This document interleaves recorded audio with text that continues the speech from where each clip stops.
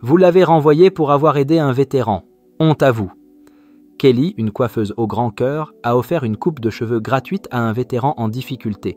Son acte de gentillesse lui a coûté son emploi, mais cela n'est pas passé inaperçu. Juste 30 minutes plus tard, un visiteur inattendu est arrivé au salon, changeant la vie de Kelly à jamais. Bonjour à tous, bienvenue sur Tales Unveiled. Aujourd'hui, je suis ravi de partager une nouvelle histoire avec vous. Commençons. Kelly était une jeune femme dans la fin de la vingtaine qui travaillait pour un salon de beauté. Contrairement à ses pairs, qui avaient des emplois très en vue, Kelly a opté pour la carrière de coiffeuse car elle était obsédée par la beauté et les soins capillaires depuis son enfance. En plus de vouloir être coiffeuse, Kelly rêvait également de posséder un jour son propre salon de coiffure, même si ses parents s'opposaient clairement à son choix de carrière. Kelly suivait son cœur et faisait ce qu'elle avait toujours voulu, sans se soucier du moindre montant d'argent qu'elle gagnait de son emploi. Quand Kelly avait 19 ans, ses parents l'ont mise à la porte de chez eux parce qu'elle avait refusé d'aller à l'université pour étudier le génie comme le voulait son père. Heureusement pour Kelly, quelques semaines après avoir été mise à la porte, elle a trouvé un emploi chez Mara's Beauty Salon et y a travaillé pendant 6 ans. Kelly vivait dans une petite ville où tout le monde se connaissait et les nouvelles se répandaient comme une traînée de poudre.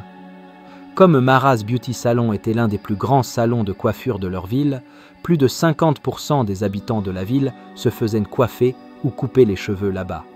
En dehors du fait que Mara's Beauty Salon était l'un des plus grands salons, les gens de la ville aimaient se faire coiffer là-bas en raison de Kelly.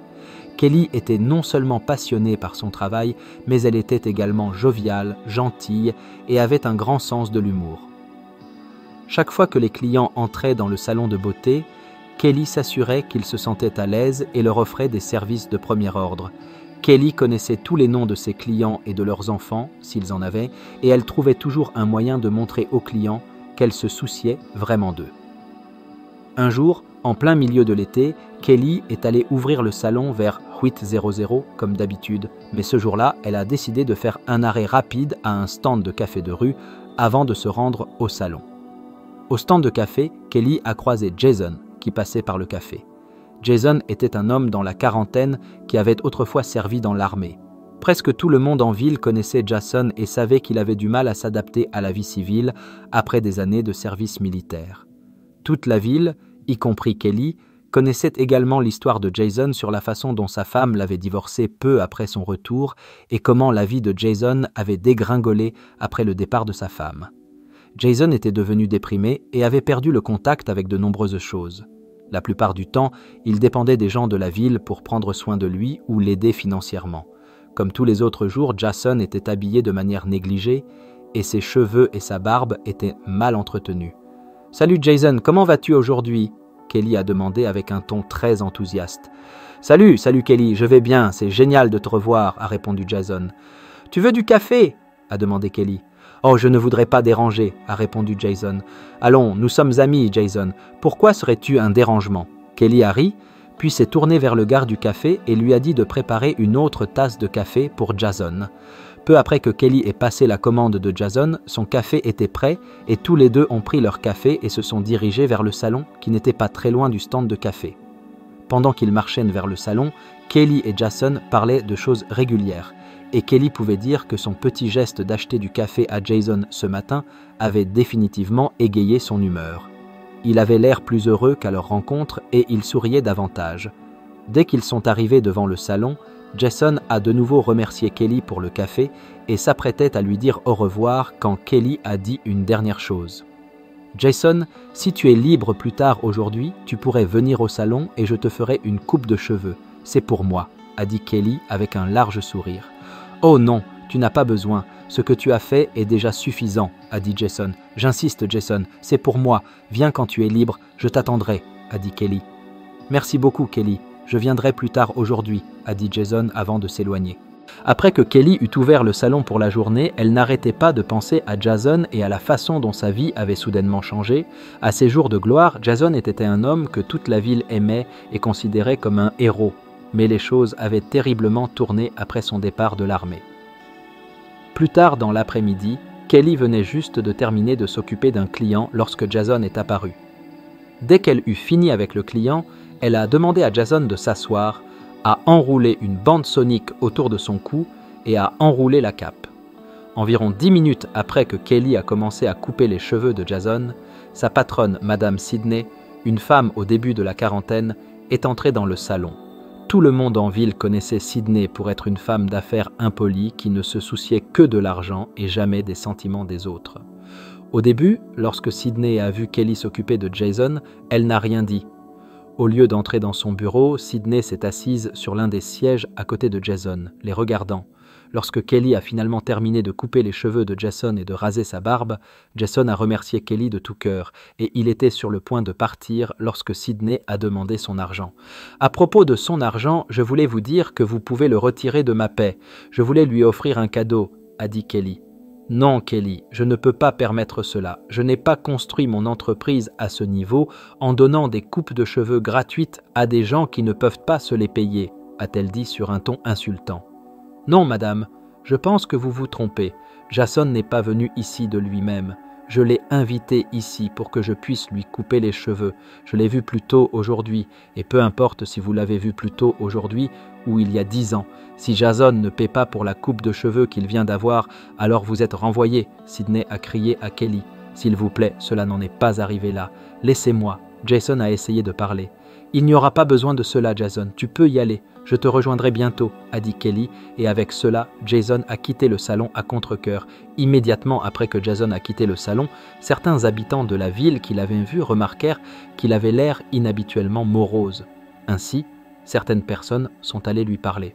« Qu'est-ce qu'il y a, Jason? Tout va bien ?» une femme a demandé. « Non, tout ne va pas bien. La gentille dame du salon m'a offert une coupe de cheveux gratuite et son patron l'a renvoyée pour cela. » Jason a dit d'un ton triste et déprimé. « Tu n'es pas sérieux, n'est-ce pas ?»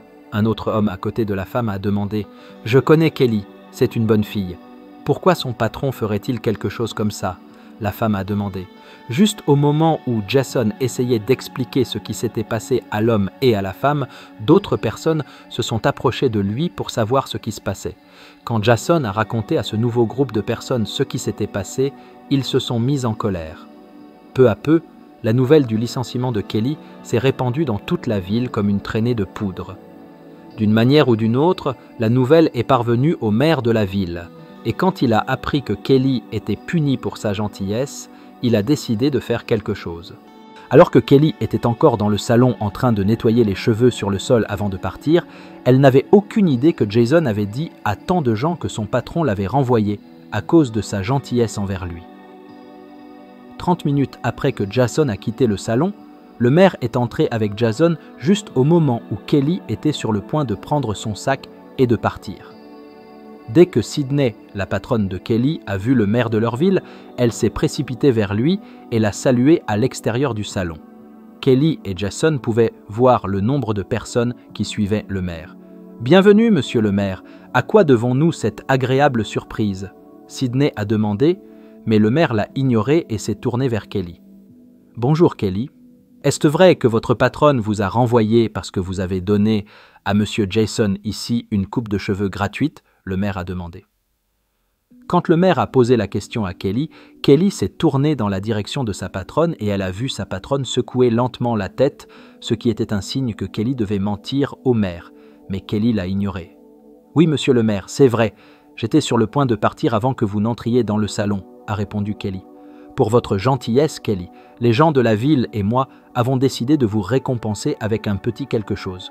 Ceci est pour montrer notre appréciation pour votre gentillesse et pour vous encourager à continuer à être une bonne personne, » a dit le maire en remettant à Kelly un certificat de reconnaissance et une grande enveloppe blanche. La joie de Kelly était au comble lorsqu'elle a reçu le certificat de reconnaissance et a pris une photo avec le maire. Quand elle a vu combien d'argent le maire lui avait offert, elle ne pouvait contenir sa joie. Heureusement, Kelly a pris une décision intelligente qui a changé sa vie pour toujours. Quelques mois plus tard, elle a ouvert son propre salon de beauté avec l'argent qu'elle avait reçu du maire. Pour montrer à Kelly à quel point il la soutenait, tous les habitants de la ville ont cessé d'aller chez Mara's Beauty Salon et ne se faisaient couper les cheveux et tresser que chez Kelly's Salon. Le succès écrasant de Kelly's Salon a conduit à une expansion, avec l'ouverture d'une deuxième succursale et ses revenus ont continué de prospérer. Quant à Sydney, elle a été forcée de fermer son salon de beauté après que tous ses anciens clients ont cessé de la visiter. Elle a appris une leçon, mais malheureusement, il était trop tard pour que son entreprise puisse être sauvée. La véritable monnaie de la vie n'est pas l'argent, c'est la gentillesse que nous donnons et recevons. Investissez judicieusement. Vous avez aimé cette histoire? Appuyez sur ce bouton. J'aime et abonnez-vous à la chaîne pour plus.